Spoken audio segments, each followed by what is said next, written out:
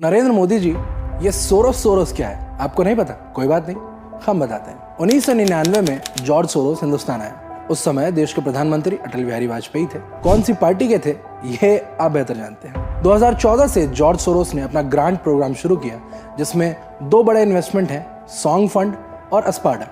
अस्पाडा के तहत $90 मिलियन छोटे उद्योगों, किसानों और स्टार्टअप्स में इन्वेस्ट किए, लेकिन साथ ही इन्वेस्टमेंट का एक बहुत बड़ा हिस्सा नियो ग्रोथ और कैपिटल फ्लोट नाम की कंपनियों में लगाया गया। कैपिटल फ्लोट एक NBFC यानी नॉन बैंकिंग फाइनेंशियल कॉर्पोरेशन है, जिसके फाउंडर हैं गौरव हिंदुजा और शशांक ऋषिशृंग। ये दोनों ही व्यक्ति नरेंद्र मोदी के प्रबल समर्थक हैं। उनके साथ मंच साझा करते रहते हैं, और केवल मंच ही नहीं, शशांक ऋषिशृंग की शादी में बीजेपी के बड़े नेता लालकृष्ण आडवाणी और देवेंद्र फडणवीस भी शामिल हुए थे। अब बीजेपी के मुताबिक नरेंद्र मोदी के दोनों करीबी जॉर्ज सोरोस के पैसे का फंड चलाते हैं। और बताएं, विदेश मंत्री डॉक्टर एस जयशंकर के बेटे ध्रुव जयशंकर एस्पेन इंस्टीट्यूट में काम करते थे। एस्पेन को सबसे ज्यादा फंडिंग जॉर्ज सोरोस की ओपन सोसाइटी इंस्टीट्यूट से मिलते हैं। 7 साल ध्रुव ने अमेरिका के जर्मन मार्शल फंड में काम किया।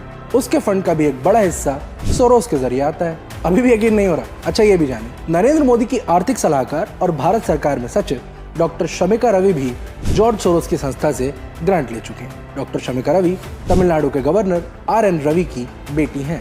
अगर जॉर्ज सोरोस देश विरोधी काम कर रहा है, तो नरेंद्र मोदी ऐसे व्यक्तियों के साथ मंच साझा क्यों कर रहे हैं? क्या प्रधानमंत्री जॉर्ज सोरोस की संस्था से ग्रांट लेने वाली डॉक्टर शमिका रवि, एस जयशंकर, राज्यपाल RN रवि इन सब का इस्तीफा लेंगे, इनके खिलाफ कार्रवाई करेंगे? नहीं, वो ऐसा कुछ नहीं करेंगे, क्योंकि सारा खेल घुमा फिरा कर अपने मित्र अडानी को बचाने का है। मोदी अडानी एक है, इसलिए अडानी सेफ है।